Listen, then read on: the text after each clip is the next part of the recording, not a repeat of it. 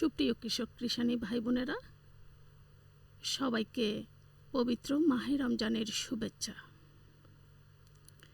আপনারা যারা শুনছেন আপনাদের প্রিয় কিষানীর কথা ম্যাগাজিন অনুষ্ঠানে স্বাগত জানাচ্ছি।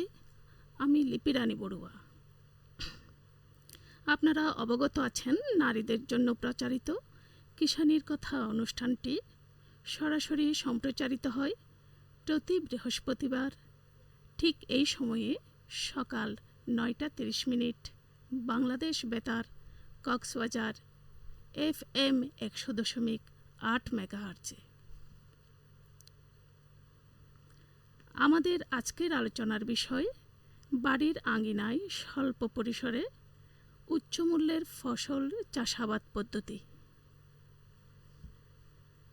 যার মাধ্যমে আমাদের কৃষক কৃষানী ভাই বোনেরা পারিবারিক চাহিদা মিটিয়ে স্বাবলম্বী হতে পারবে এবং উদ্বৃত্ত ফসল বিক্রয় করে অর্থনৈতিকভাবে লাভবান হতে পারবে। আর এই উদ্দেশ্যকে সামনে রেখে আজকের প্রতিপাদ্য বাড়ির আঙিনায় স্বল্প পরিসরে উচ্চমূল্যের ফসল চাষাবাদ প্রযুক্তি। এ নিয়ে বিস্তারিত আলোচনায় সম্পদ ব্যক্তি হিসেবে আমাদের মাঝে উপস্থিত আছেন রিনা পারভিন ভূঁইয়া, উপসহকারী উদ্যান উন্নয়ন কর্মকর্তা, ঝিলংজা হর্টিকালচার সেন্টার, কক্সবাজার। স্বাগত জানাচ্ছি আপনাকে আজকের আয়োজনে। ধন্যবাদ আপনাকে। আচ্ছা, আমরা শুরুতেই এই যে বাড়ির আঙিনায় স্বল্প পরিসরে উচ্চমূল্যের ফসল চাষাবাদ প্রযুক্তি সম্পর্কে যে আলোচনা করব, শুরুতেই আমি আপনার কাছে জানতে চাইব উচ্চমূল্যের ফসল আমরা কোনগুলোকে বলবো, কাকে বলতে পারি? শুরুতেই আমি আমাকে যেসব কৃষক কিষানী ভাই ও বোনেরা শুনতে পাচ্ছেন সবাইকে জানাই আমার পক্ষ থেকে মাহে রমজানের পবিত্র শুভেচ্ছা। আমি আজকে যে আলোচনায় যে বাড়ির আঙ্গিনায় স্বল্প পরিসরে উচ্চমূল্যে ফসল চাষাবাদ যে প্রযুক্তিটা, সেই প্রযুক্তিটার উপর ভিত্তি করে আমি যেটা বলতে চাইব, উচ্চমূল্যে ফসলটা কি। প্রথমে আমি বলবো যে উচ্চমূল্যের ফসলটা কি এবং কেন এটাকে উচ্চমূল্যের ফসল বলা হচ্ছে। উচ্চমূল্যের ফসল হলো এমন একটি ফসল যেটা আমরা যে মাঠ পর্যায়ে যে ফসলগুলো উচ্চ ফলনশীল ফসলগুলো করে থাকি ব্যাপক আকারে, সেই ফসলগুলো সেয়ে আমাদের যেই নেট একটা রিটার্ন চলে আসে, সেটাকে আমরা বুঝি। যেমন এইসব উচ্চমূল্যের ফসলগুলো যদি আমি বিবেচনা করি, তাহলে আমার সেক্ষেত্রে আসে যে আমরা আমাদের আসে যে আমরা এই যে এখন ইদানিং যে ফসলগুলো যে আমরা বেশি লাভবান হয়, যে ফসলগুলো আমরা বাজার মূল্য বেশি পাচ্ছি, সেইগুলো যেমন উচ্চ ফলনশীল এবং উচ্চমূল্যের ফসল।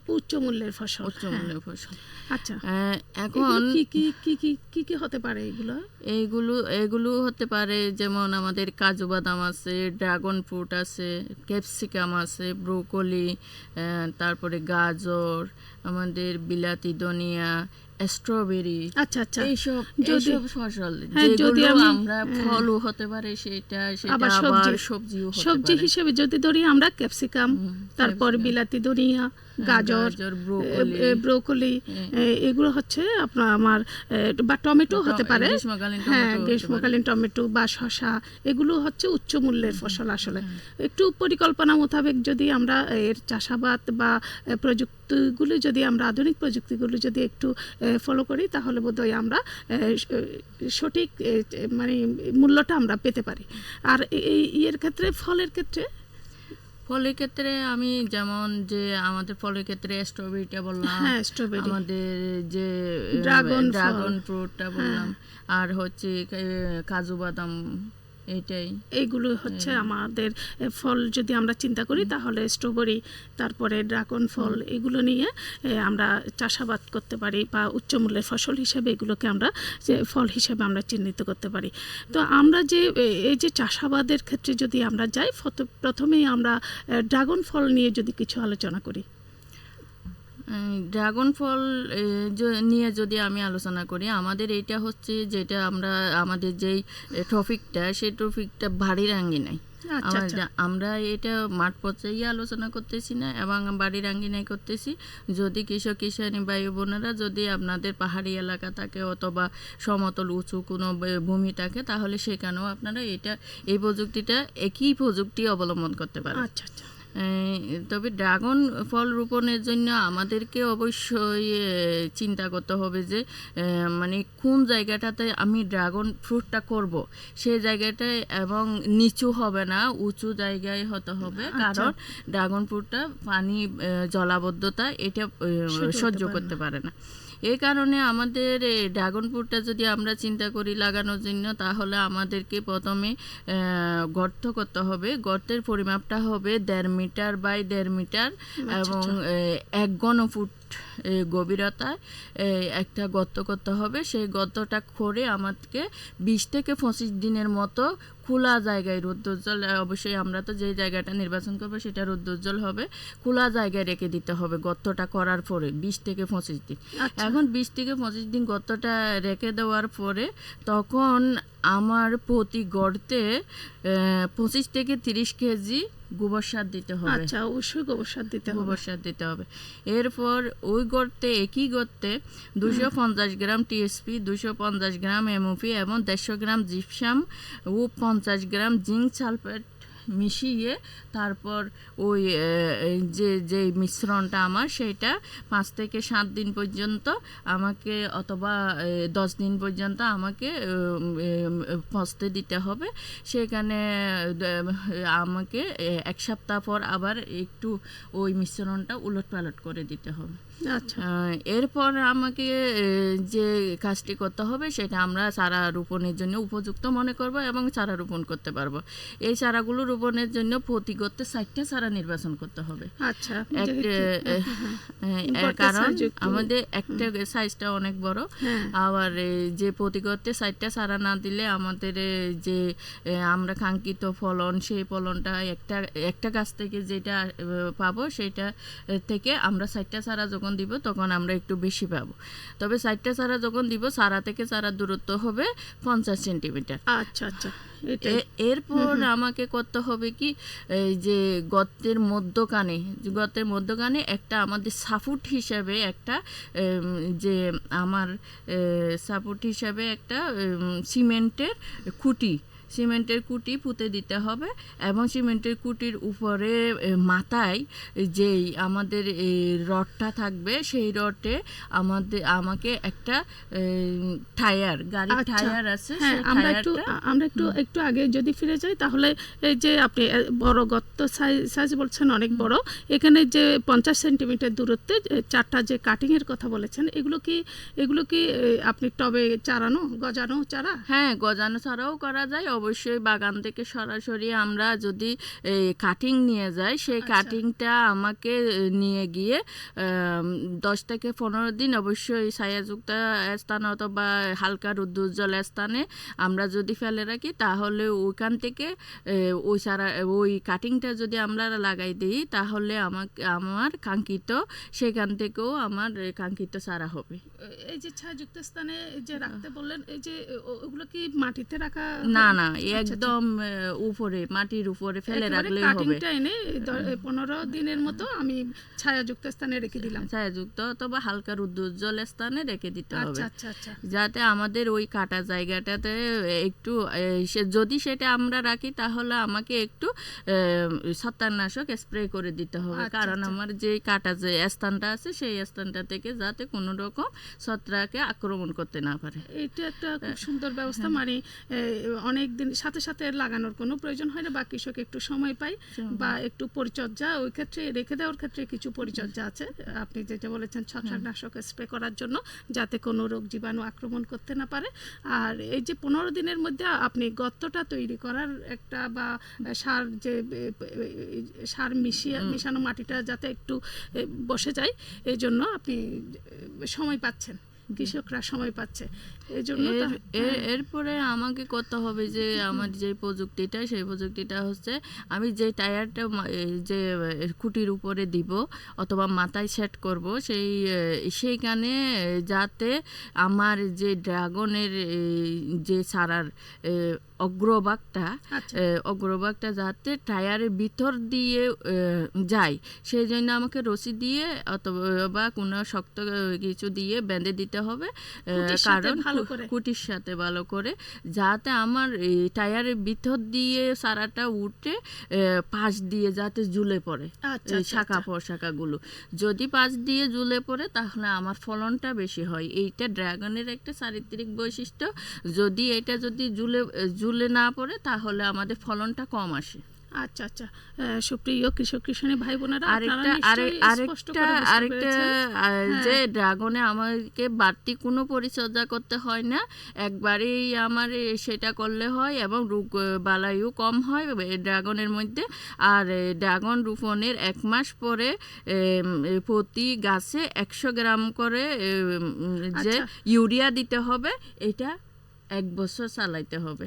এবং ড্রাগন যেহেতু আমার অতি শুষ্কতাও পছন্দ করে না এবং জলাবদ্ধতাও পছন্দ করে না, শুষ্ক মৌসুমে কয়েকবার আমাকে সেচ প্রদান করতে হবে। আচ্ছা, আপনি একটা গুরুত্বপূর্ণ কথা বলেছেন। এই যে মাঝখানে যে আমরা গর্ত তৈরি করলাম, গর্তের চারপাশে যে 4টা 50 সেন্টিমিটার দূরত্বে আমরা 4টা কাটিং রোপণ করলাম ড্রাগন। এরপরে মাঝখানে একটা এই যে শক্ত খুঁটি হবে, এটা হচ্ছে আপনার সিমেন্টের হতে হবে। এবং একটা জিনিস আমাদের অবশ্যই লক্ষ্য করতে হবে, যাতে আপনার ওই যে চারা কাটিংগুলো একেবারে খুঁটির সাথে লেগে থাকে, এই জন্য আমাদের বেঁধে বেঁধে তুলতে হবে।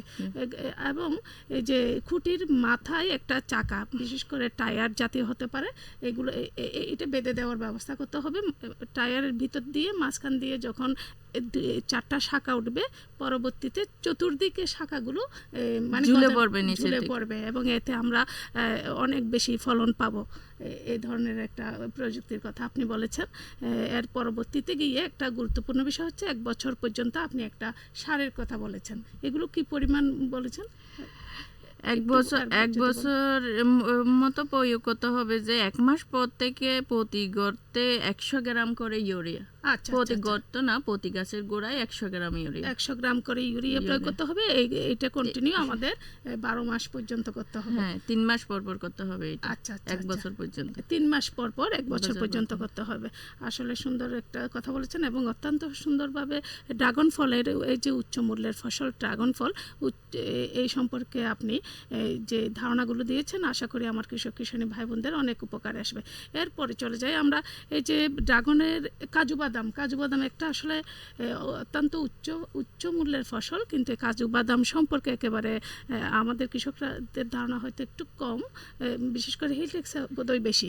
এ সম্পর্কে যদি একটু বলেন আপনি। কাজু বাদাম এই ইদানিং যুগে আমাদের যে একটা পুষ্টিকর খাবার, এটা আসলে যে এটাও একটা ফসল যে ফসলে কোনো বাড়তি কোনো পরিচর্যা করতে হয় না, বাড়তি কোনো পরিচর্যা করতে হয় না। আমি যদি কাজু বাদামটা নির্বাচন করি যে আমি যে কাজু বাদামটা লাগাবো, তাহলে আমাকে চিন্তা করতে হবে যে কাজু বাদামের চারার দূরত্ব হবে, একটা গাছ টু গাছের দূরত্ব যেটা সেটা হবে 7 থেকে 8 মিটার। 7 থেকে 8 মিটার হলে আমার 8 মিটার মানে 16 হাত দূরে হবে। গাছ টু গাছের দূরত্ব হবে 16 হাত দূরে। এইটা 1 মিটার 1 ঘনমিটার গর্ত তৈরি করলেই হবে। প্রয়োজন মতো জৈব সার এবং রাসায়নিক সার দিয়ে সেই যে মাটিগুলো আমাকে যে মিশ্রণটা, সেই মিশ্রণটা ঠিক আমাকে চারা রোপণের 8 থেকে 10 দিন অথবা 10 থেকে 15 দিন আগে আমাকে সেই মিশ্রণটা গর্তের মধ্যে পৌঁছাতে হবে এবং তারপর উপযুক্ত সময়ে আমাকে বীজ অথবা চারা অথবা কলম এই যে তিনটাই রোপণ করা যায়। যদি আমি বীজ রোপণ করি তাহলে আমাকে প্রতি গর্তে 2টা অথবা 3টা বীজ দিতে হবে। যদি সেখানে একটা সুস্থ চারা রেখে বাকি চারাগুলো পরবর্তীতে উঠাই ফেলতে হবে। এইভাবে 10 থেকে 15 দিনের মধ্যে যদি আমি বীজ রোপণ করি আমার বীজটা চারা গজায় যাবে। এইটার মধ্যে কোনো বাড়তি কোনো পরিচর্যা করতে হয় না। বছরে বর্ষার শুরুতে এবং বর্ষার শেষে সার প্রয়োগ করলে হয়। তবে কাজু বাদামের আমি যেটা ক্যারেক্টার দেখলাম যে আমার হর্টিকালচারে যেটা আমি দেখছি সেটা হচ্ছে 1 বছরের চারা যদি আমার গ্রোথ হয় তাহলে আমার ফুলটাই চলে আসে। অবশ্যই সেই ক্ষেত্রে আমরা বলি যে 1 বছর না হলে আমাদের 3 বছরের মধ্যে ফলনটাই পাই আমরা। এইটা কিন্তু অনেক ক্ষেত্রে অনেক গাছের ক্ষেত্রে দেখা যায় যে লং টাইম চারা রোপণ করলে লং টাইম আমাদের ফলনের জন্য অপেক্ষা করতে হয়। বিশেষ করে বীজ থেকে যে চারাটা হয় ওইটাতে বোধহয় একটু সময় আমাদের হাতে রাখতে হয়, কিন্তু কাজু বাদামের ক্ষেত্রে খুব আর্লি কিন্তু ফলন চলে আসে। আর্লি ফলন চলে আসে, তবে কাজু বাদাম কিন্তু জলাবদ্ধতা সহ্য করতে পারে না। আচ্ছা, একটা গুরুত্বপূর্ণ আপনি কথা বলেছেন, এটা বোধহয় আরেকবার আমি বলি, ওই যে 2 থেকে যদি বীজের ক্ষেত্রে হয় 2 থেকে 3টা বীজ দিতে বলেছেন। এই ক্ষেত্রে আমাদের কৃষক কিষানী ভাই বোনদের করতে হবে কি, তুলনামূলক যে চারাটা একটু বেশি বড় হয়, 2টা 3টা বীজের মধ্যে একটা একটু তুলনামূলক বড় হয়, সুস্থ হয়, এই ধরনের একটা চারা রেখে দিয়ে বাকি 2টা চারা আমাদের এক্ষেত্রে তুলে ফেলতে হবে। তাহলে মূল চারা যেটা থাকবে, যে চারাটা একটু তুলনামূলক একটু সুস্থ সবল, এই চারাটা আর একটু দ্রুত বৃদ্ধি পাবে বা প্রয়োজনীয় পুষ্টি ওখান থেকে গ্রহণ করতে পারবে। আচ্ছা, এতগুলো কাজু বাদাম সম্পর্কে আপনি সঠিক একটা ধারণা দিয়েছেন। এরপরে স্ট্রবেরি, কাজু বাদামের আরেকটা পরিচর্যা আমি বলি। এই যে কাজু বাদাম যেমন আমের মুকুল যেই রকম সেই রকমই যে কাজু বাদামের মুকুল আসার আগে, আমের সাথে সাথেই কাজু বাদামের মুকুলটা আসে। কাজু বাদামের মুকুল আসার আগে একবার স্প্রে করতে হবে কীটনাশক ছত্রাকনাশক, আর কাজু বাদাম যখন হবে তখন, ফলটা যখন হবে তখন আবার স্প্রে করতে হবে। আচ্ছা, দুইবার স্প্রে করতে হবে। যখন ফুল আসে তখন একবার, আর একবার হচ্ছে যে ফল হয়ে গেলে তখন একবার স্প্রে। আর এই যে কাজু বাদামের মধ্যে একটা রোগ আছে, সেটা হচ্ছে পাতায় দাগ পড়া অথবা ব্লাস্টের মতোই একটা, সেটাতে কপার সালফেট স্প্রে করলে ভালো সুফল পাওয়া যায়। পাতায় যে ছোট ছোট দাগ পড়ে, এটার জন্য ফলনে অনেকটা কমিয়ে ফেলে। এই জন্য আগে থেকে কৃষক কিষানী ভাই বোনদের একটু, যদি আপনারা কাজু বাদাম চাষাবাদ করতে চান তাহলে এদিকে একটু নজর দিতে হবে। আচ্ছা, স্ট্রবেরি চাষাবাদ পদ্ধতিটা যদি একটু বলেন স্ট্রবেরি সম্পর্কে। যদি বাংলাদেশের স্ট্রবেরি চাষটা আমি বলি তাহলে পশ্চিমবঙ্গ যেগুলো, যে মানে দক্ষিণ পশ্চিমে যেগুলো জেলা আছে সেখানেই আমাদের ভালো হয়। আমাদের এদিকেও অবশ্যই এখন প্রচলন মোটামুটি একটা স্ট্রবেরি চাষটা হচ্ছে। তবে স্ট্রবেরি চাষের জন্য আমাদেরকে বীজ থেকে চারা খড়ে করা যায় অথবা টিস্যু কালচারে চারা নিয়েও করা যায়। আবার স্ট্রবেরি চাষের জন্য আমি যদি স্ট্রবেরি চাষের চিন্তা করি তাহলে স্ট্রবেরি চাষ টব এবং মাটিতে দুইভাবে করা যায়। স্ট্রবেরি চাষে এইটাই লাভ হয় যে স্ট্রবেরি চারা যদি আমি 1 বছর করি তাহলে আমার আর পরবর্তীতে চারা আমার বীজ থেকে করা লাগে না। বিকজ আমার স্ট্রবেরি চারা করার জন্য আমার 1 বছর যদি আমার একটা গাছ হয়ে যায়, সেই গাছের থেকে আমার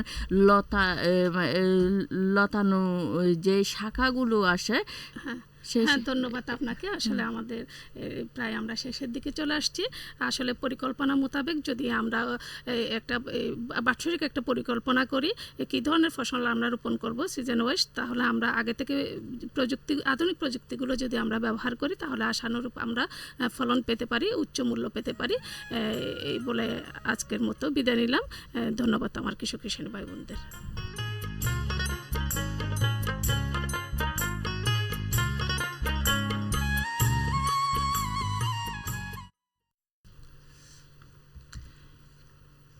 এতক্ষণ প্রচারিত হলো নারীদের জন্য কৃষি বিষয়ক ম্যাগাজিন অনুষ্ঠান কিষানীর কথা।